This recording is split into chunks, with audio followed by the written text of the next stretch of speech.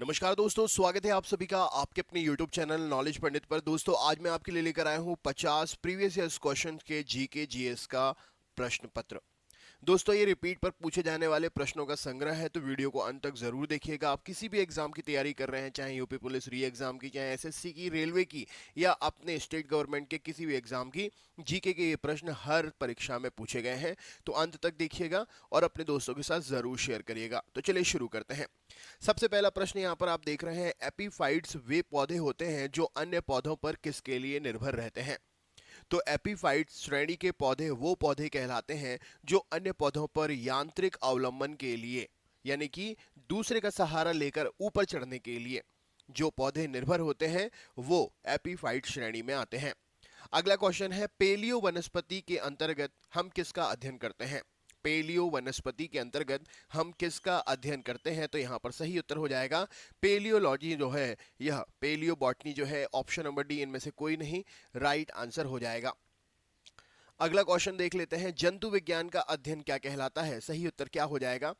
जंतु विज्ञान का अध्ययन क्या कहलाता है, सही उत्तर क्या है। तो जंतु विज्ञान जो है, जीवित और मृत दोनों जानवरों का जो अध्ययन होता है वह जंतु विज्ञान की श्रेणी में आता है। नेक्स्ट क्वेश्चन है, जैविक जगत में होने वाले कार्य, गुण और पद्धति के अध्ययन के इस ज्ञान को मशीनी जगत में उपयोग करने को क्या कहते हैं। तो जैविक जगत में होने वाले जो भी काम हैं, गुण हैं, उनकी पद्धति के अध्ययन के इस ज्ञान को मशीनी जगत में उपयोग करना जो है, यह बायोनिक्स कहलाता है। ऑप्शन नंबर ए प्रश्न का सही उत्तर हो जाएगा। नेक्स्ट क्वेश्चन है, शुष्क जलवायु के लिए भली भांति अनुकूलित पेड़ पौधे क्या कहलाते हैं। शुष्क जलवायु के लिए भली भांति अनुकूलित पेड़ पौधे क्या कहलाते हैं। तो ये पेड़ पौधे मरुद्भिद श्रेणी में आते हैं। ऑप्शन नंबर बी प्रश्न का सही उत्तर हो जाएगा। अगला क्वेश्चन है, विज्ञान की वह शाखा जिसमें आनुवांशिक अभियांत्रिकी के द्वारा मानव प्रजाति में सुधार लाया जाता है, उसे हम क्या कहते हैं। तो आनुवांशिक अभियांत्रिकी के द्वारा मानव जाति के जो सुधार लाया जाता है उसे हम कहते हैं यूजेनिक्स। ऑप्शन नंबर बी प्रश्न का सही उत्तर हो जाएगा। अगला क्वेश्चन है, विटीकल्चर इनमें से किससे संबंधित है। तो विटीकल्चर जो है, यह ऑप्शन नंबर अंगूर के उत्पादन से संबंधित है। राइट आंसर हो जाएगा। हर्पेटोलॉजी में किसका अध्ययन करते हैं, वेरी इंपॉर्टेंट क्वेश्चन है। तो हर्पेटोलॉजी में सरीसृप और उभयचरों का अध्ययन किया जाता है। नेक्स्ट क्वेश्चन है, कीटों के वैज्ञानिक अध्ययन को हम किस नाम से जानते हैं। कीटों के वैज्ञानिक अध्ययन को हम किस नाम से जानते हैं। तो एंटोमोलॉजी। ऑप्शन नंबर बी प्रश्न का सही उत्तर हो जाएगा। कीटों के वैज्ञानिक अध्ययन को एंटोमोलॉजी कहते हैं। नेक्स्ट क्वेश्चन है, जीव विज्ञान नाम इनमें से किसने दिया है। जीव विज्ञान नाम किसने दिया है। तो लैमार्क के द्वारा यह नाम दिया गया है। ऑप्शन नंबर बी प्रश्न का सही उत्तर हो जाएगा। अगला क्वेश्चन है, दिल्ली के सुल्तान इनमें से किस वंश के थे। दिल्ली के सुल्तान, दिल्ली के खिलजी सुल्तान जो थे, वो किससे संबंध रखते थे। तो दिल्ली के जो खिलजी सुल्तान थे वो तुर्क से संबंध रखते थे। ऑप्शन नंबर सी प्रश्न का सही उत्तर हो जाएगा। मदुरई तक सफलतापूर्वक बढ़ने वाला दिल्ली का जनरल कौन था। मदुरई तक सफलतापूर्वक बढ़ने वाला दिल्ली का जनरल कौन था। तो ऑप्शन नंबर मलिक काफूर, सी प्रश्न का सही उत्तर हो जाएगा। अगला क्वेश्चन है, स्वयं को दूसरा सिकंदर अर्थात सिकंदर ए सानी कहने वाला सुल्तान कौन था। तो स्वयं को दूसरा सिकंदर, सिकंदर ए सानी कहने वाला दूसरा सुल्तान अलाउद्दीन खिलजी था। ऑप्शन नंबर बी प्रश्न का सही उत्तर है। किसके शासनकाल में सबसे अधिक मंगोल आक्रमण हुए थे। राइट आंसर क्या हो जाएगा। तो सबसे अधिक मंगोल आक्रमण जो है अलाउद्दीन खिलजी के शासनकाल में हुए थे। ऑप्शन नंबर बी सही उत्तर है। नेक्स्ट क्वेश्चन है, मोहम्मद बिन तुगलक इनमें से किस में निपुण था।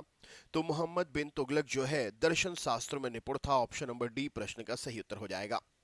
सुल्तान वंश की विशालतम स्थायी सेना जिसका भुगतान सीधा राज्य द्वारा किया जाता था, किसके द्वारा बनाई गई थी। तो सुल्तान वंश की विशालतम सेना जिसका भुगतान सीधा राज्य के द्वारा किया जाता था, अलाउद्दीन खिलजी के द्वारा बनाई गई थी। नेक्स्ट क्वेश्चन है, दिल्ली के किस सुल्तान ने एक रोजगार विभाग, एक दान विभाग और एक परोपकारी चिकित्सालय की स्थापना की थी। तो फिरोज तुगलक ने। ऑप्शन नंबर ए प्रश्न का सही उत्तर हो जाएगा। दिल्ली का सुल्तान था जिसने एक रोजगार विभाग, दान विभाग और परोपकारी चिकित्सालय की स्थापना की थी। नेक्स्ट क्वेश्चन है, इब्न बतूता किसके शासनकाल में भारत आया था। इब्न बतूता किसके शासनकाल में भारत आया था। तो मोहम्मद बिन तुगलक के शासनकाल में इब्न बतूता जो है वह भारत आया था। अगला क्वेश्चन है, 1339 और 1329 और 1330 के बीच किसने तांबे के सिक्के के रूप में प्रमाण स्वरूप मुद्रा प्रचलित की थी। तो मोहम्मद बिन तुगलक ऑप्शन नंबर सी प्रश्न का सही उत्तर हो जाएगा। 1329 से 1330 के बीच में तांबे के सिक्के के रूप में प्रमाण स्वरूप मुद्रा प्रचलित की थी। नेक्स्ट क्वेश्चन है, दिल्ली के निम्नलिखित सुल्तानों में से किसे इतिहासकारों ने विरोध का मिश्रण बताया था? तो अपने जो फरमानों के कारण यह मोहम्मद बिन तुगलक जो है विरोधों का हमेशा शिकार हुआ करता था। इतिहासकारों ने इसे विरोधों का मिश्रण बताया है। अगला क्वेश्चन है, भारत में सबसे पहले निर्मित चलचित्र कौन सा है? राइट आंसर क्या हो जाएगा? तो आन भारत में सबसे पहले निर्मित रंगीन चलचित्र है। ऑप्शन नंबर सी प्रश्न का सही उत्तर हो जाएगा। भारतीय संविधान की प्रस्तावना में निम्नलिखित में से किस अभिव्यक्ति का प्रयोग नहीं किया गया है? तो संघीय अभिव्यक्ति का प्रयोग भारतीय संविधान की प्रस्तावना में नहीं किया गया है। आकाशवाणी जो है इसने अपने मूल नाम इंडियन ब्रॉडकास्टिंग कंपनी से काम करना कब प्रारंभ किया था? तो आकाशवाणी ने अपने मूल नाम इंडियन ब्रॉडकास्टिंग कंपनी के नाम से 1927 में काम करना प्रारंभ किया था। वह मुख्य क्षेत्र कौन सा है जहां गरबा नृत्य प्रचलित है? तो गरबा नृत्य प्रचलित मुख्य रूप से गुजरात राज्य में है। ऑप्शन नंबर बी प्रश्न का सही उत्तर हो जाएगा। नृत्य के मोहिनी अट्टम रूप का विकास कहां पर हुआ है? तो मोहिनी अट्टम नृत्य जो है यह केरल में विकसित हुआ है। ऑप्शन नंबर बी सही उत्तर हो जाएगा। पंडित भीमसेन जोशी के क्रियाकलाप का क्षेत्र क्या रहा है? तो पंडित भीमसेन जोशी के क्रियाकलाप का क्षेत्र जो है शास्त्रीय संगीत गायन की श्रृंखला में। ऑप्शन नंबर बी प्रश्न का सही उत्तर है। लोक चित्रकला मधुबनी किस राज्य में लोकप्रिय है? तो लोक चित्रकला मधुबनी जो है यह बिहार राज्य में लोकप्रिय है। राइट आंसर है ऑप्शन नंबर सी। निम्नलिखित में से युद्ध संबंधी नृत्य किसे कहते हैं? तो मयूरभंज का छाओ नृत्य जो है यह युद्ध संबंधी नृत्य है, क्योंकि इसके जो स्टेप्स होते हैं वो इसी से संबंधित होते हैं, युद्ध की श्रृंखला से संबंधित। चित्रों के ऐसे संग्रह को क्या कहते हैं जिनका निवेश प्रलेखों में किया जाता है? तो चित्रों का ऐसा संग्रह जिनका निवेश प्रलेखों में किया जाता है उन्हें क्लिप आर्ट या क्लिप कला कहते हैं। निम्नलिखित में से तंत्री वाद्य कौन सा है? राइट आंसर क्या हो जाएगा? तो संतूर एक तंत्री वाद्य है, तार के बंधने वाला वाद्य है। अगला क्वेश्चन है, निम्नलिखित में से कौन सा एक विशालतम ग्रह है? तो ग्रहों की श्रेणी में बृहस्पति सबसे विशालतम ग्रह में आता है। सुपरनोवा क्या है? तो सुपरनोवा एक प्रकार से विस्फोटी तारे को कहते हैं। अगला क्वेश्चन है, पृथ्वी के सबसे निकट कौन सा ग्रह स्थित है? तो पृथ्वी के सबसे निकट जो है बुध ग्रह स्थित है। ऑप्शन नंबर बी प्रश्न का सही उत्तर हो जाएगा। निम्नलिखित में से किसे ब्लू प्लैनेट भी कहा जाता है? तो हमारी पृथ्वी को नीला ग्रह या ब्लू प्लैनेट के नाम से भी जानते हैं। राइट आंसर हो जाएगा जल की उपस्थिति के कारण। अगला क्वेश्चन है, हमारे सौर मंडल में कौन सा ग्रह लगभग पृथ्वी जितना ही बड़ा है? तो पृथ्वी की सगी बहन या पृथ्वी की बहन या यहाँ पर शुक्र ग्रह जो है यहाँ पर राइट आंसर हो जाएगा। जुड़वा बहन भी कहते हैं पृथ्वी की। तो शुक्र ग्रह जो है वीनस, जिसे हम लगभग लगभग पृथ्वी के बराबर ही मान सकते हैं। अगला क्वेश्चन है, सूर्य का निकटतम ग्रह कौन सा है? तो सूर्य का निकटतम ग्रह जो है यह बुध ग्रह है। ऑप्शन नंबर ए प्रश्न का सही उत्तर हो जाएगा। नेक्स्ट है, सबसे चमकीले ग्रह की श्रेणी में कौन आता है? तो सबसे चमकीले ग्रह की श्रेणी में ऑप्शन नंबर शुक्र ग्रह आता है, इसीलिए इसे सांझ का तारा और भोर का तारा भी कहते हैं। निम्न में से कौन से ग्रहों के चारों ओर घूमने वाले उपग्रह नहीं हैं? तो ऑप्शन नंबर बुध और शुक्र के चारों ओर घूमने वाले उपग्रह नहीं हैं, सही उत्तर हो जाएगा। सूर्य से पृथ्वी को प्राप्त ऊष्मा को क्या कहते हैं? तो जो ऊष्मा सूर्य से पृथ्वी को प्राप्त होती है उसे आतपन ऊष्मा के नाम से जानते हैं। निम्न में से ग्रहों के चारों ओर घूमने वाले उपग्रह कौन से नहीं हैं? तो अभी हमने पढ़ा बुध और शुक्र ग्रह, प्रश्न का सही उत्तर हो जाएगा। भारतीय संविधान का प्राधिकारिक स्रोत इनमें से क्या है? तो भारतीय संविधान का प्राधिकारिक स्रोत जो है भारत के लोग ही हैं। ऑप्शन नंबर भारत के लोग प्रश्न का सही उत्तर है। बंधुत्व का अर्थ क्या होता है? तो भाईचारे की भावना होना। ऑप्शन नंबर ए प्रश्न का सही उत्तर हो जाएगा। बंधुत्व का अर्थ होता है। भारत के संविधान का गठन किसके द्वारा किया गया था? तो विधानसभा के द्वारा भारतीय संविधान का गठन किया गया था। निम्नलिखित में से संविधान के मसौदा समिति के अध्यक्ष कौन थे? तो डॉक्टर बी आर अम्बेडकर संविधान के मसौदा समिति के अध्यक्ष थे। भारतीय संविधान में कितने भाग हैं? तो भारतीय संविधान में 25 भाग उपस्थित हैं। प्रारूप समिति के अध्यक्ष इनमें से कौन थे? तो डॉक्टर बी आर अम्बेडकर प्रारूप समिति के अध्यक्ष थे। अगला क्वेश्चन है, किस भारत के सरकार अधिनियम के तहत पहली बार विधायिका में कुछ निर्वाचित प्रतिनिधित्व को मंजूरी दी गई थी? तो ऑप्शन नंबर भारत सरकार अधिनियम 1909 के तहत पहली बार विधायिका में कुछ निर्वाचित प्रतिनिधित्व को मंजूरी दी गई थी। संविधान सभा का सदस्य इनमें से कौन नहीं था? तो महात्मा गांधी जी संविधान सभा के सदस्य नहीं थे। भारत की संविधान सभा की पहली बैठक की अध्यक्षता किसने की थी? तो डॉक्टर सत्येंद्र सिन्हा ने भारत के संविधान सभा की पहली बैठक की अध्यक्षता की थी। भारतीय संविधान के किस भाग में नगर पालिकाओं के बारे में बतलाया गया है? तो भाग 9A में भारतीय संविधान के नगर पालिकाओं के बारे में बतलाया गया है। तो दोस्तों ये थी 50 क्वेश्चंस की सीरीज। कैसे लगा वीडियो कमेंट करके जरूर बताएं। चैनल पर अगर नए हैं तो सब्सक्राइब करना ना भूलें, लाइक शेयर कमेंट जरूर करें। मिलते हैं नेक्स्ट वीडियो में। बहुत बहुत धन्यवाद। नमस्कार दोस्तों, स्वागत है आप सभी का आपके अपने YouTube चैनल नॉलेज पंडित पर। दोस्तों मैं रंजीत पांडे आप सभी के लेकर आया हूं previous years questions 50 MCQ test, और ये हर एग्जाम के लिए मास्टर वीडियो है। अगर आपका जीके अच्छा है तो 50 में से 50 आपको सही करना है। चलिए शुरू करते हैं बिना किसी देरी के वीडियो। सबसे पहला प्रश्न है, फासिज्म का प्रमुख पक्षधर कौन था? तो फासिज्म का प्रमुख पक्षधर जो था वह मुसोलिनी था। ऑप्शन नंबर ए प्रश्न के लिए सही उत्तर हो जाएगा। अगला क्वेश्चन है, चीन ने सिविल सेवा परीक्षाएं कब आरंभ की थीं? तो चीन ने सिविल सेवा परीक्षाएं जो है सन 206 ईस्वी में प्रारंभ की थी। ऑप्शन नंबर ए प्रश्न का सही उत्तर हो जाएगा। अगला क्वेश्चन है, फ्रांसीसी क्रांति ने किसकी शिक्षाओं से प्रेरणा प्राप्त की थी? तो फ्रांसीसी क्रांति ने जो है यह रूसों की शिक्षाओं से प्रेरणा प्राप्त की थी। रूसों की शिक्षाओं से फ्रांसीसी क्रांति ने प्रेरणा प्राप्त की थी। अगला क्वेश्चन है, डी दिवस या डी डे वह दिन है जब? तो डी दिवस या डी डे वह दिन है जब मित्र सेनाएं नौरामंडी में उतरी थीं। ऑप्शन नंबर सी प्रश्न के लिए सही उत्तर हो जाएगा। अगला क्वेश्चन है, अमेरिकी संघ का 50वां राज्य बनने के लिए संयुक्त राज्य अमेरिका ने अलास्का किस देश से खरीदा था? तो अमेरिकी संघ का 50वां राज्य बनाने के लिए संयुक्त राज्य अमेरिका ने अलास्का जो है यह रूस से खरीदा था। ऑप्शन नंबर रूस सही उत्तर हो जाएगा। निम्नलिखित में से सबसे पहला खलीफा कौन था? तो सबसे पहला खलीफा अबू बाकर था। ऑप्शन नंबर बी प्रश्न का सही उत्तर हो जाएगा। सबसे पहला खलीफा अबू बाकर था।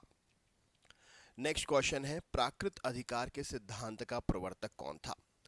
तो प्राकृतिक अधिकार के सिद्धांत का प्रवर्तक John Locke. Option number B प्रश्न का सही उत्तर हो जाएगा। अगला क्वेश्चन है, द्वितीय विश्व युद्ध अपराधियों का विचारण या ट्रायल निम्नलिखित में से किस स्थान पर किया गया था? तो द्वितीय विश्व युद्ध के अपराधियों का विचारण या ट्रायल जो है ये जो है न्यूरेमबर्ग। ऑप्शन नंबर ए प्रश्न का सही उत्तर हो जाएगा। न्यूरेमबर्ग में किया गया था। अगला क्वेश्चन है, तीन प्रमुख राजनेता कौन थे जिन्होंने गुट निरपेक्ष आंदोलन को आरंभ किया था? तो वो तीन नेता जिन्होंने गुट निरपेक्ष आंदोलन को आरंभ किया था उनका नाम था Jawaharlal Nehru, Gamal Abdel Nasser और marshal Tito. Option number D प्रश्न का सही उत्तर हो जाएगा। अगला क्वेश्चन आपके सामने है, निम्नलिखित में से 18वीं शताब्दी का वह महान दार्शनिक कौन था जिसका यह प्रसिद्ध कथन है, man is born free but is everywhere in chain. वह स्वतंत्र पैदा होता है लेकिन सर्वत्र जंजीरों में जकड़ा रहता है। ये कथन किसके हैं? तो ये कथन जो है जीन जैक्स रूसो यानी कि रूसो के कथन है। ऑप्शन नंबर सी प्रश्न का सही उत्तर हो जाएगा। खैबर दर्रे से कौन से दो देश जुड़े हुए हैं या कौन से देश जुड़े हुए हैं? तो खैबर दर्रे से पाकिस्तान और अफगानिस्तान जुड़ा हुआ है। अगला क्वेश्चन आपके सामने है, रायसीना की पहाड़ी कहाँ पर स्थित है?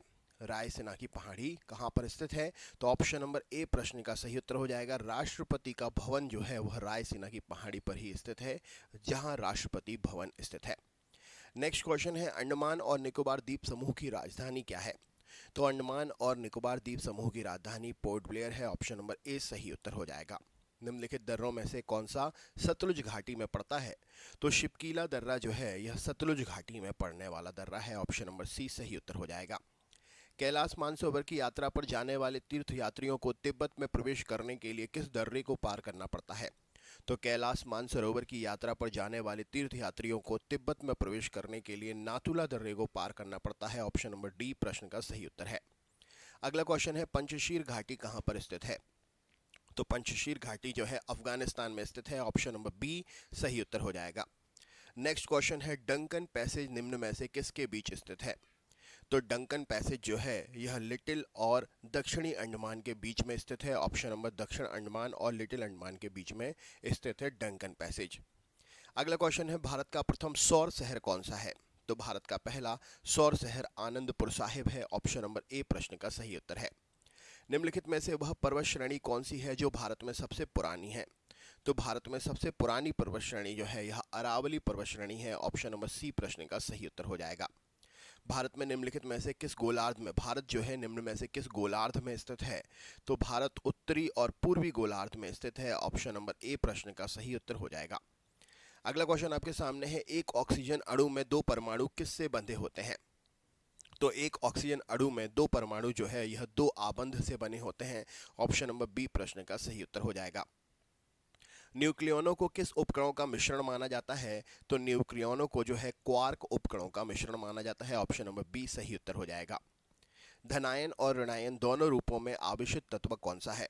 तो धनायन और ऋणायन दोनों रूपों में आवेशित तत्व जो है यह नाइट्रोजन है। ऑप्शन नंबर बी सही उत्तर हो जाएगा। हाइड्रोजन के एक परमाणु में न्यूट्रॉन्स की संख्या कितनी होती है? तो हाइड्रोजन के एक परमाणु में न्यूट्रॉन्स की संख्या जो है यह 0 होती है। एसटीपी पर, स्टैंडर्ड टेम्परेचर प्रेशर पर गैस के एक मोल में कितने परमाणु होते हैं? तो स्टैंडर्ड टेम्परेचर और प्रेशर पर गैस के एक मोल में जो है 6.023 इंटू 10⁻23, इसे ही हम एवोगैड्रो संख्या भी कहते हैं, होते हैं। अगला क्वेश्चन है, जब दो परमाणुओं के बीच आबंध बनता है तो प्रणाली की ऊर्जा पर क्या असर पड़ता है? तो जब दो समुदाय यानी कि दो परमाणुओं के बीच में आबंध बनता है तो प्रणाली की ऊर्जा जो है वैसी ही रहती है। ऑप्शन नंबर सी प्रश्न का सही उत्तर हो जाएगा। परमाणु संरचना का मॉडल किसने विकसित किया था? तो परमाणु संरचना का मॉडल जो है बोहर और रदरफोर्ड ने विकसित किया था। ऑप्शन नंबर ए सही उत्तर है। इनमें से किस तत्व का परमाणु भार मानक भार के रूप में लिया जाता है? तो कार्बन का परमाणु भार हमेशा मानक भार के रूप में लिया जाता है। निम्न में से कौन परमाणु संरचना के सिद्धांतों से संबंधित नहीं था? तो मैडम क्यूरी जो है परमाणु संरचना के सिद्धांतों से संबंधित नहीं थी।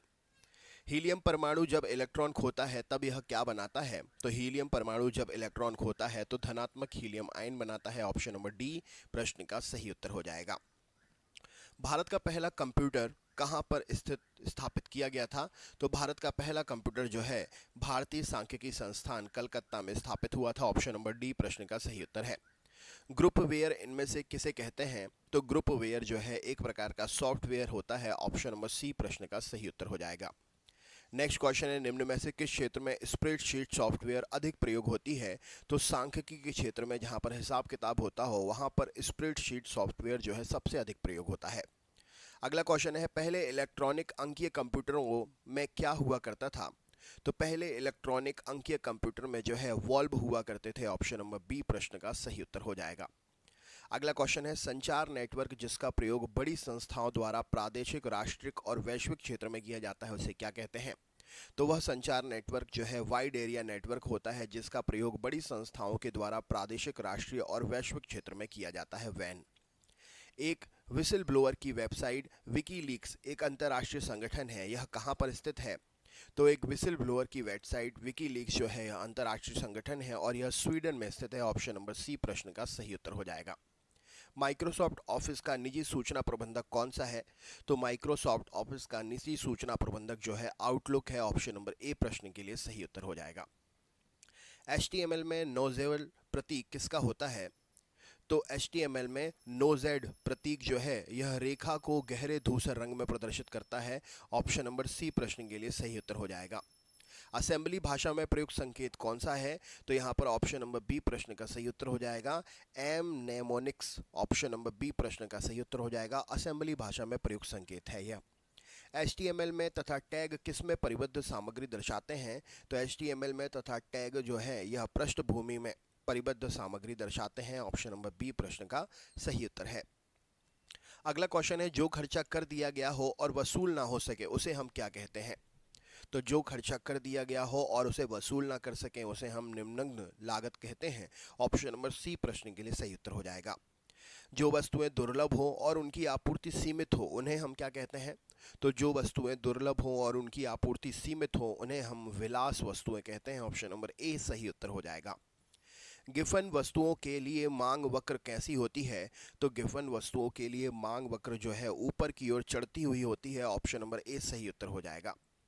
परिणाम मूलक सुलाभ का अर्थ क्या है? तो परिणाम मूलक सुलाभ जो है उत्पादन की इकाई लागत में कमी को दर्शाता है। ऑप्शन नंबर ए प्रश्न के लिए सही उत्तर हो जाएगा। अगला क्वेश्चन है, एकाधिकारी प्रतियोगिता का सिद्धांत विकसित किसने किया है? तो एकाधिकारी प्रतियोगिता का सिद्धांत जो है E.H. चैम्बरलिन द्वारा विकसित किया गया था, जो कि एक महान अर्थशास्त्री थे। नेक्स्ट क्वेश्चन है, कृषि उत्पादों की आपूर्ति प्रायः इनमें से कैसी होती है? तो कृषि उत्पादों की आपूर्ति जो है बेलोच होती है। ऑप्शन नंबर बी सही उत्तर हो जाएगा। जब पूर्ण उत्पाद वर्तमान दर से बढ़ता है तो क्या होता है? तो जब पूर्ण उत्पाद वर्तमान दर से बढ़ता है तो सीमांत उत्पादन में वृद्धि होती है। अगला क्वेश्चन है, जब उत्पादन की औसत लागत घटती है तब उत्पादन की सीमांत लागत कैसी होती है? तो जब औसत लागत घटती है तो सीमांत औसत लागत से कम हो जाती है। ऑप्शन नंबर डी प्रश्न का सही उत्तर है। किसी केमिस्ट की दुकान में काम कर रहा रेफ्रिजरेटर किसका उदाहरण है? तो किसी केमिस्ट की दुकान में काम कर रहा रेफ्रिजरेटर जो है अंतिम वस्तु का उदाहरण है। किसी वस्तु की मांग गई मात्रा का विस्तार या संकुचन निम्न में से किस में परिवर्तन का परिणाम होता है? तो किसी भी वस्तु की मांगी गई मात्रा का या विस्तार का संकुचन जो है, यह परिवर्तन जो होता है उस वस्तु की इकाई कीमत का परिवर्तन का परिणाम होता है। ऑप्शन नंबर ए सही उत्तर हो जाएगा। तो दोस्तों, इस वीडियो में आपने जीके, भूगोल, अर्थशास्त्र, साइंस और कंप्यूटर 5 टॉपिक से 10-10 क्वेश्चन के 50 क्वेश्चंस पढ़े हैं। तो वीडियो कैसा लगा कमेंट करके ज़रूर बताएं। हम आपके लिए पर डे इसी प्रकार से वीडियो लेकर आते रहेंगे। चैनल पर नए हैं तो सब्सक्राइब करना ना भूलें और अपने दोस्तों के साथ ज़रूर शेयर करें। मिलते हैं कल नए वीडियो में, तब तक के लिए बहुत बहुत धन्यवाद।